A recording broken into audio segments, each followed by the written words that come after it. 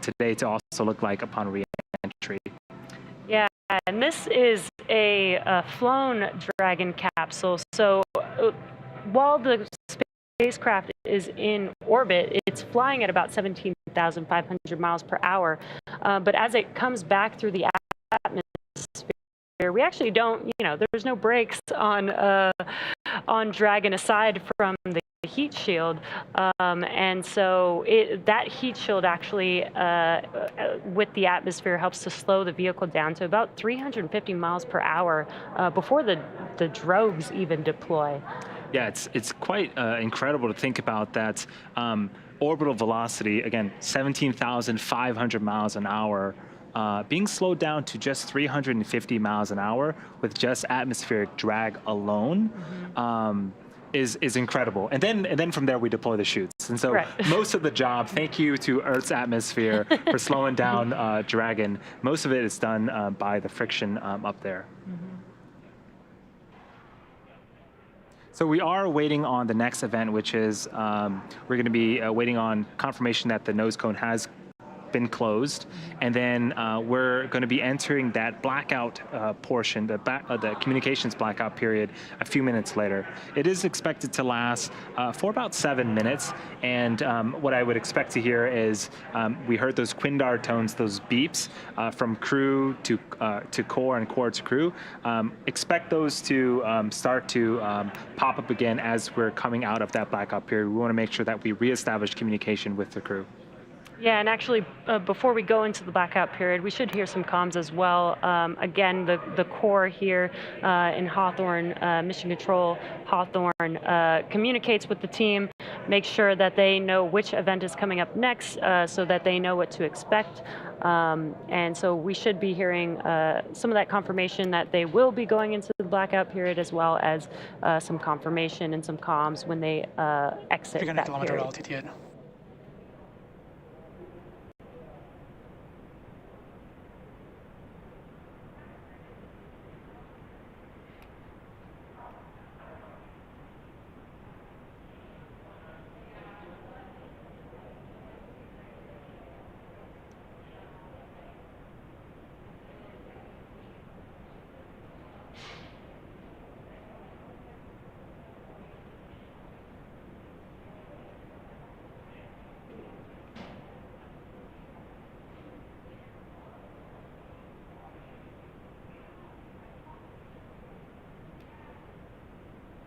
So again, we are currently just waiting for confirmation of nose cone closure. Once we confirm that, the next event after that will be the blackout period that we have mentioned. Again, that will last about 7 minutes.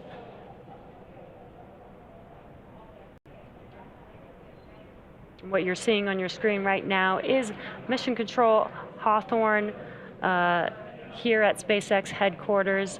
Looks like you can see Gwen Shotwell sitting in the front row there, watching as our first all-civilian crew, the Inspiration4 crew, returns back home to Earth.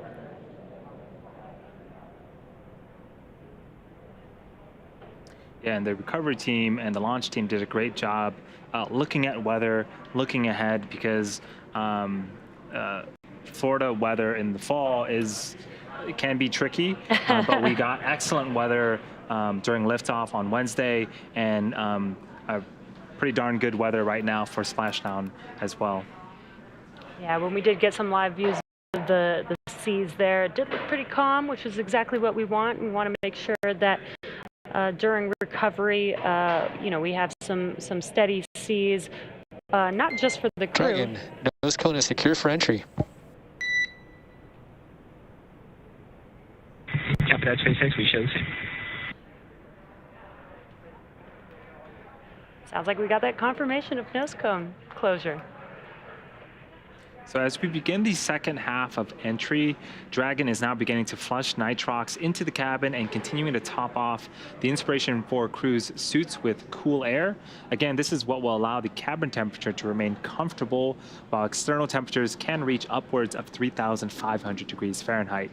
Again, the heat shield is pointing forward. That's the leading structure that is going to be heading into re-entry, and that's going to be what leads the capsule to the landing site. And again, the exterior of the capsule will get to approximately 3,500 degrees Fahrenheit, but again, Dragon was designed for this dynamic event, so there will be some cool air inside of the cabin. It's environmentally controlled, as well as through their suits. They do have their personal air conditioning inside of their suits, where they will get a flow of nitrox. And as Andy mentioned earlier, there are sensors in the suits, so they don't even have to think about if they're getting too hot or not. The suits will just automatically keep the environment controlled inside of their suits for them. Okay, this is a great view of the suit. First off, looking super slick and super cool, but it is essentially a mini spacecraft. There's an umbilical from the leg portion that will hook up to Dragon, and that will route communications and electronics, as well as, again, routing the air needed to keep the suit pressurized in case of a depressurization event, or if they need to be purged with cool air, it can do that as well. Yeah, and some of the cool manufacturing features, the helmet is 3D printed.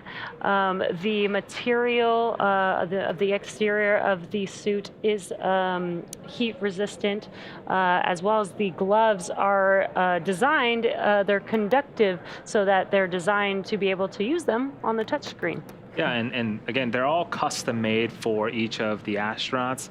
The chairs themselves are also custom fitted. There are a couple of different sizes, and the armrests can be adjusted for the astronauts' preference. And so, you know, we want to make sure, again, the crew is as comfortable and as safe as possible for landing. The seats will actually recline up to its landing position, and then there is a 5-point belt that will keep the astronauts in place to make sure that everything is nice and comfortable for the team.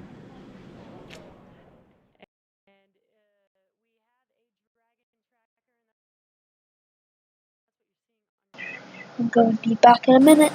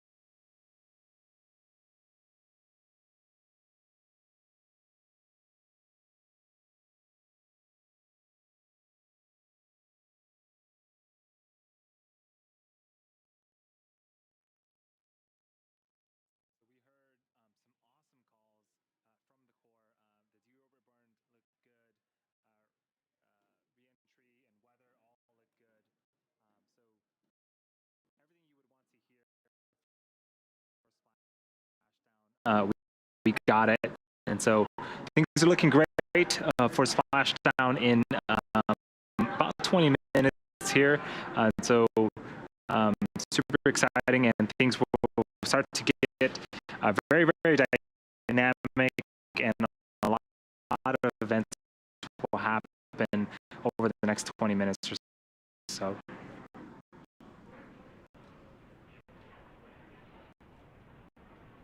So at this point, we are entering here shortly a communications blackout period, which lasts approximately 7 minutes due to plasma formation around the spacecraft. During this time, no vehicle telemetry is received by mission control or the recovery team, and no external commanding of the vehicle or voice communication is possible. As a reminder, though, Dragon is designed to fly itself and continues to autonomously. 200 kilometer altitude.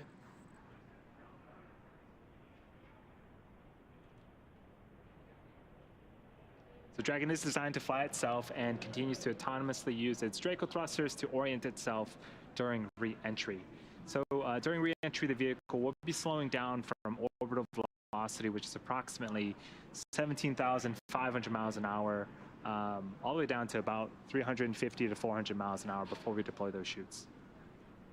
We did hear a call out of 200 kilometers. That is basically telling us that the Dragon capsule is getting closer and closer to Earth. Again, they went all the way out to orbit at about 575 kilometers from Earth. I think the furthest they went was 590 kilometers. But now they're on their way back home, so they're approximately 200 kilometers at this moment. And again, today we are bringing the crew back home. We've begun several operations during this deorbit sequence, but actually deorbit and return home began yesterday. We did have a couple phase burns yesterday that brought the vehicle down to approximately 365 kilometers, and now we're getting closer and closer to bringing the crew back home. It's getting really exciting over here. Can't wait to see them back on Earth after their trip to orbit. Yeah, so Jesse mentioned yesterday we started some downhill phasing burns. There were 2 of them to lower the altitude. Earlier today we saw, we didn't see, but we got confirmation I'm learning something new every day. It appears that their spacesuits are 3D printed, which is very cool. And also, I forgot to mention that, hello, I'm here to entertain you. Don't forget to subscribe and like today's video. Even though I just came, the computer did not die successfully, which is a great accomplishment. Thank you for watching. Currently, they're coming back home. Honestly, it feels like such a short time period from going to space, coming back. It doesn't feel like 3 days, it felt like 1 second. I wish it could last longer, but many people probably be asking, which one will they ride? Origins? Deep Shepard? Virgin Galactic's Spaceship 2, 1, 2, or 3? Or SpaceX's Dragon capsule? Honestly, I don't like staying in space for too much of a long time, so I would pick, sorry, Blue Origin. I like rockets. I hate planes. Not just because I don't like Virgin Galactic, it's because I'm scared of planes. So I'm choosing rockets, and only after this Blue Origin Shepard. So I'm going on that if I ever get the chance to get on a space vehicle. I'll pick another one. Maybe when I'm more maturely as an astronaut, I'll probably pick SpaceX's Dragon, and then if I can prove myself that I don't vomit after spending a long time, yeah, maybe I'll go on that Dragon. So yeah, I'll be right back. I'll talk to you at 2300.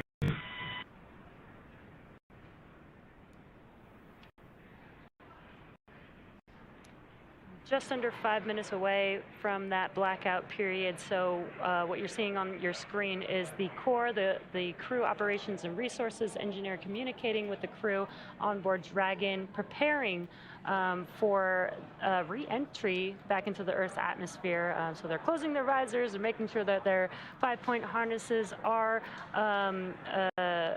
secure, basically doing all their preparations for that re-entry.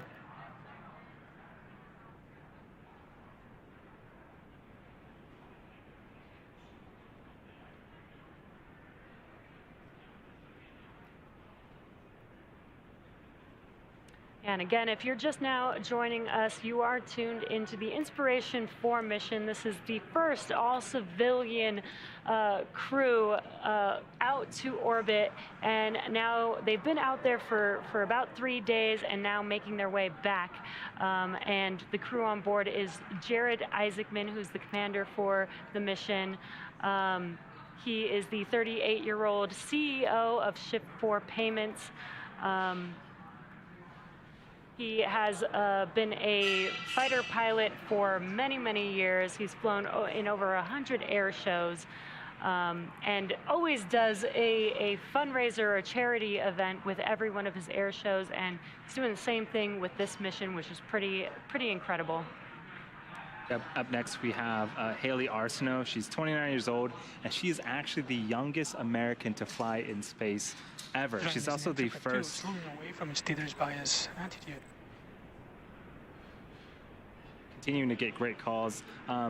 Haley is also the first in space with a prosthetic. She is a pediatric cancer survivor and also a physician assistant at St. Jude Children's Research Hospital, same place that saved her life when she was 10 years old. Got Dr. Cyan Proctor on board, making her way back home with the crew. She is the 51-year-old mission pilot for this mission. She's from Tempe, Arizona, and she holds the seat of prosperity. She actually was awarded this seat 2 minutes to for. expected calm blackout. We got a 2-minute call out for that expected blackout period. But Dr. Cyan Proctor actually was awarded the seat for starting her own, basically, business for her artwork and her poetry. But she's also an incredible human being. She's an analog astronaut. She's always wanted to go to space. Almost became a NASA astronaut at one Slew point. to initial entry, attitude complete. And now she's on the crew and was able to accomplish her dream.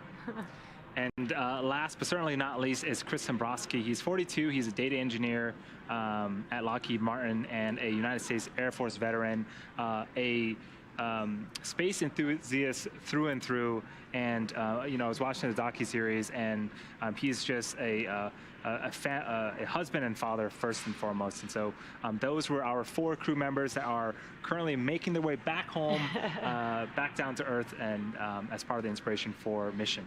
I'm so excited to see them come back home, and I can't wait to hear their stories from being out in space. Again, just the first all-civilian crew. They're not professional astronauts. I can't wait to hear their stories coming back from that. Yeah, it looks like they've had a really fun time.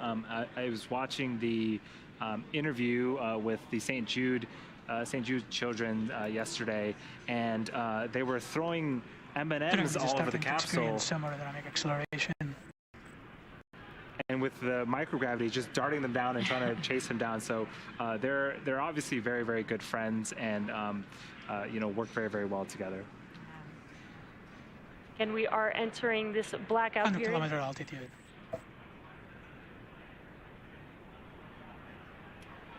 We are entering this blackout period that we have mentioned. Again, it is an expected period of time where the vehicle is re-entering back into the Earth's atmosphere. That generates a lot of heat, about up to 3,500 degrees Fahrenheit, which causes a plasma layer to form around the vehicle. So we do lose comms with the crew. They've already done their pre-blackout period operations, making sure that their visors are closed, they're strapped in, and they're ready to re-enter back into the Earth's atmosphere. And so we do expect to regain comms about 7 minutes after they've entered the blackout period.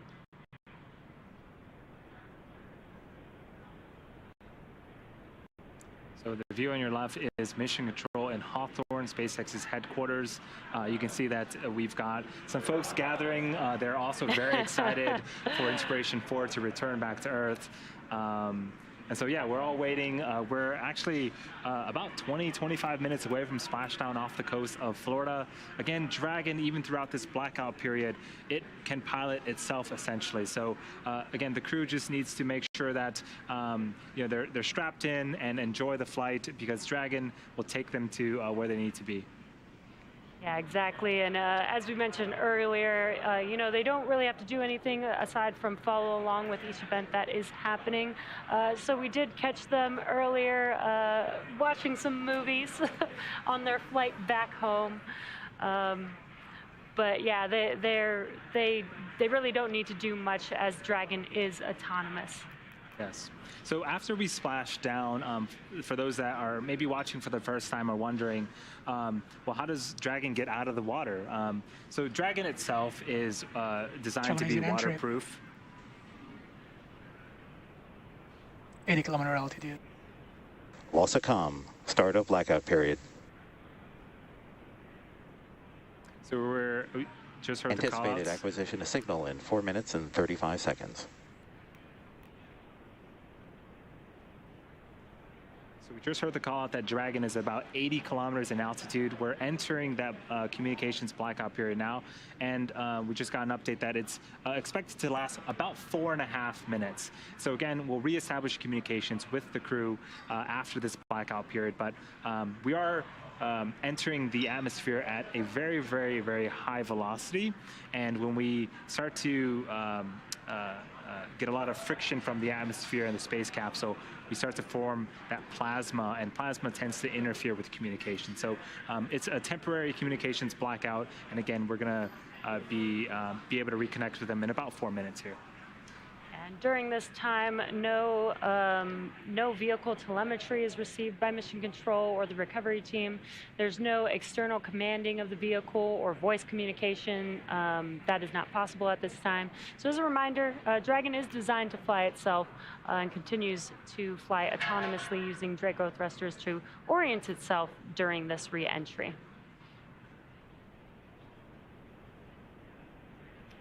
Now, during this re-entry, the vehicle will be slowing down the orbital velocity from 17,500 miles per hour, and the use of just the atmosphere will bring the vehicle down to about 350 miles per hour before we even deploy the drogue chutes.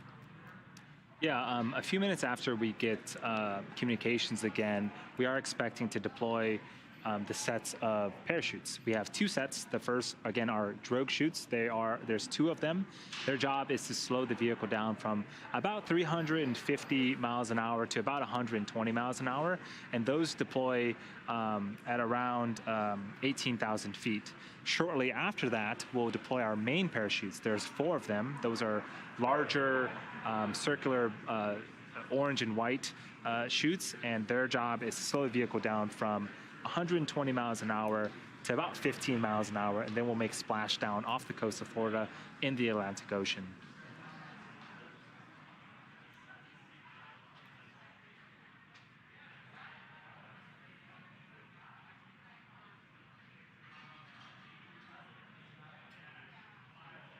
So yeah, Dragon is, again, flying itself.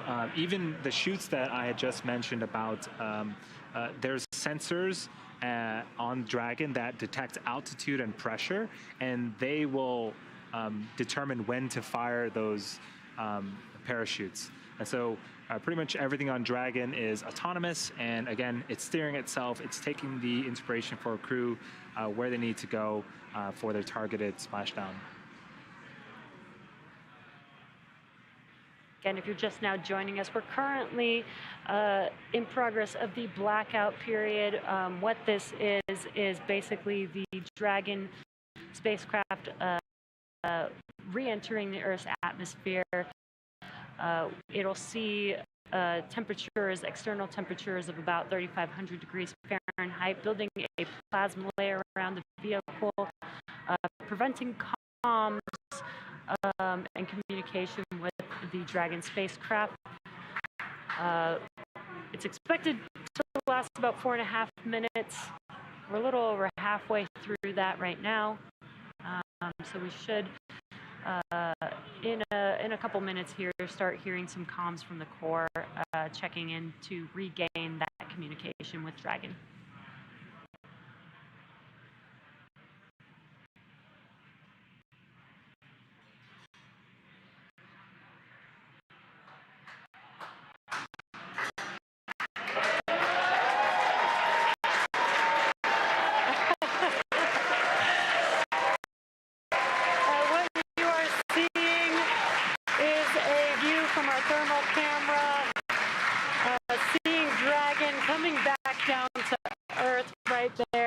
Yeah, this is amazing. This is the first shot of the Dragon capsule coming back as part of the Inspiration4 mission. The crowd here is super excited seeing that for the first time as well. So yeah, a couple minutes left of the blackout period, and we should be getting comms reestablished with the crew here shortly.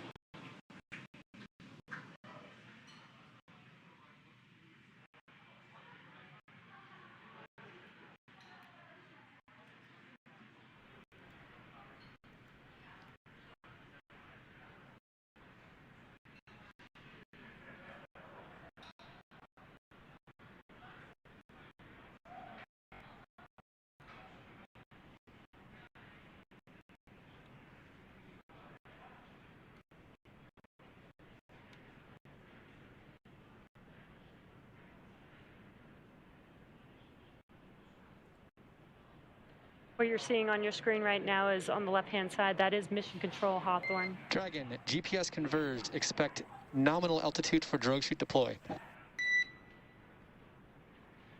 Copy that, SpaceX. We show the same.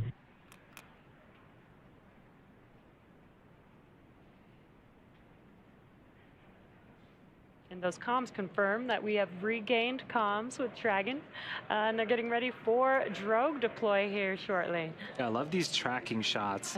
Again, that is Dragon in the center of your screen. We've got visuals of it, and we're expecting drogue chutes to deploy, and then the main chutes shortly after that here in a couple of minutes.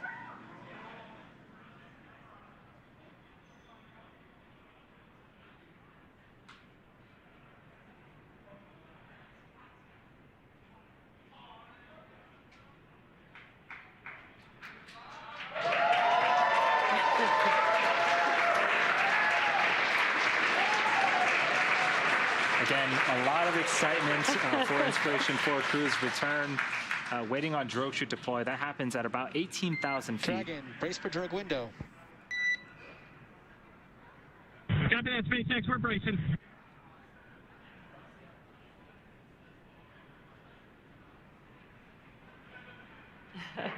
On re-entry, the team's experiencing about 3 to 5 Gs.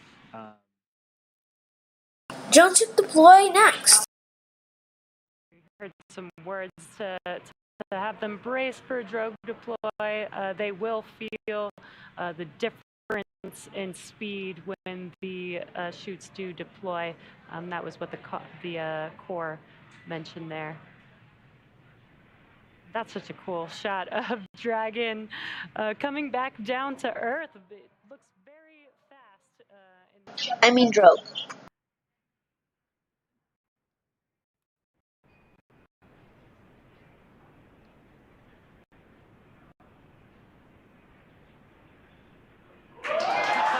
These were two good drones.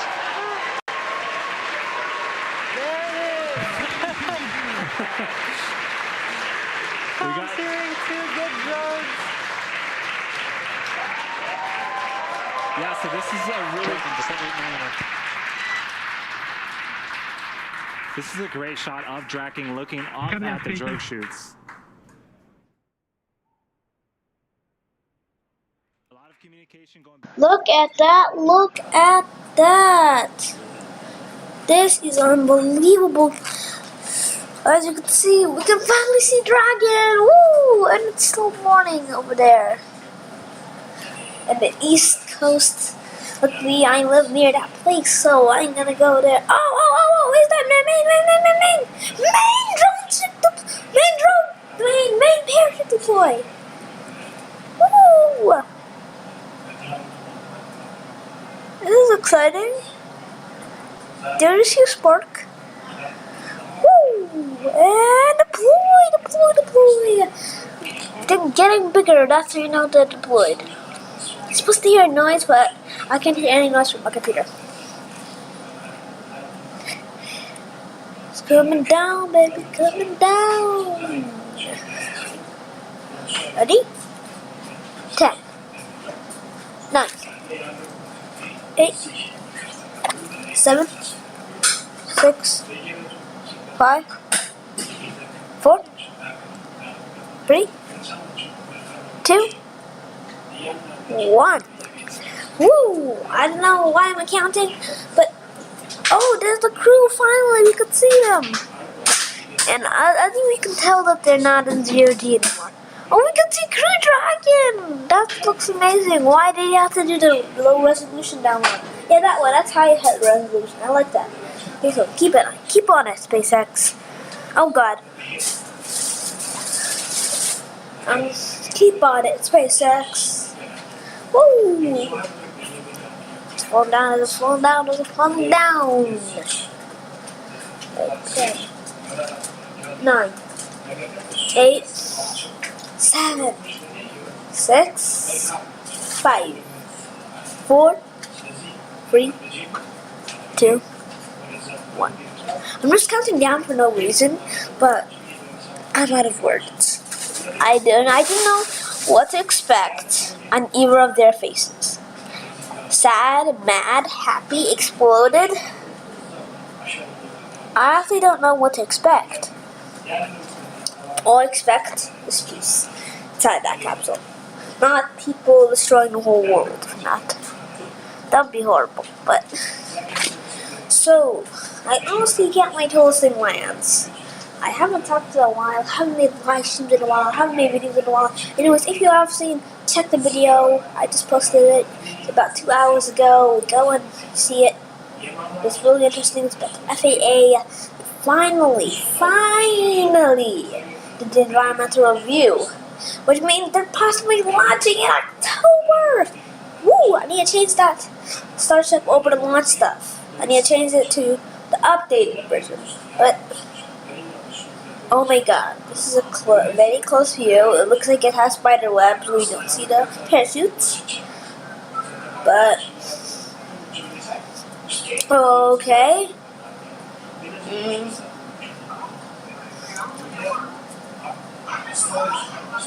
Well, okay, I'm gonna give that thing 15 seconds. Oh!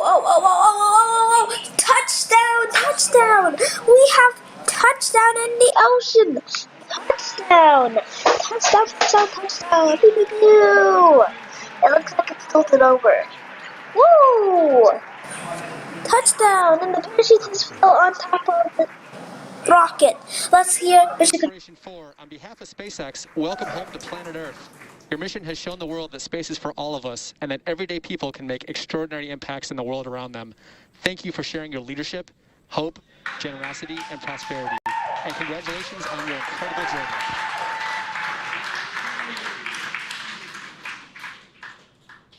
Thanks so much, SpaceX. It was a heck of a ride for us. Just getting started. Copy, just getting started.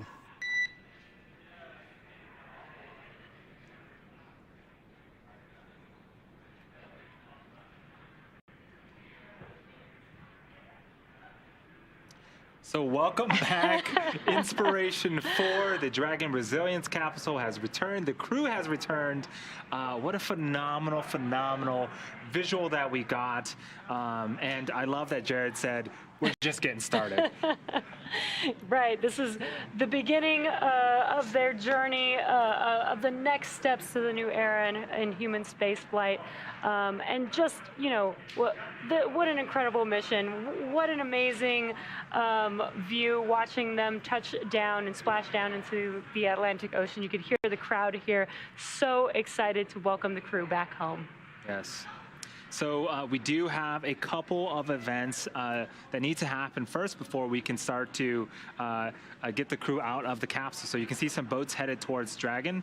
And you know, the first job is to make sure that the area around Dragon is safe to approach, and then we'll go in there, start rigging the Dragon up to be able to hoist later on onto our main recovery vessel.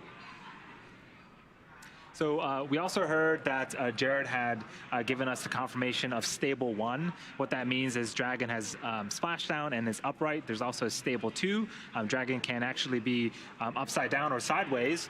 It is waterproof and has systems where it can pump seawater into some bladders to help keep it upright. So again, stable 1 is the best possible scenario that we can achieve, and that's what we see on screen right now. And just something to note, there are going to be a few operations that happen before the crew can get out of the capsule, so they will be strapped into their seats, remain strapped into their seats throughout these operations until, basically until hatch open, once we have the Dragon capsule on board the recovery vessel. So we do have some events coming up next. Fast boats will be approaching the Dragon capsule. They'll be. I really wish I don't have to, but it's my only option. I have to start the live stream. My computer is dying on me again. I have been live for about 41 minutes. I have another video create for the rest of that FAA thing. I'll probably post it by Monday if I have the time. So by Monday you will expect to see that, and I finally hit a deadline with that video. Finally, it actually went earlier than my deadline. I was looking to post around 8 because I knew I wouldn't hit a deadline and I didn't care that much. And I hit a deadline, which is great. So maybe that means I'll hit a deadline. Don't forget, go and see that video. It's really interesting. I'll be making a series. It appears that I only put the introduction is like 152 pages, so I expect me to go all the way to part 15. That's what I expect. So, well, thank you for watching. Thank you for subscribing, liking, and commenting. Thank you for sharing. Thank you, thank you, thank you, thank you! Unbelievable. Thank you for watching. I'll see you around. No, I did not copy that from Jared Isaacman. Just subscribe to him, no matter what. I hope he doesn't subscribe me. Screen that is someone on a jet ski helping to pull some of those chutes out of the water. They did automatically detach.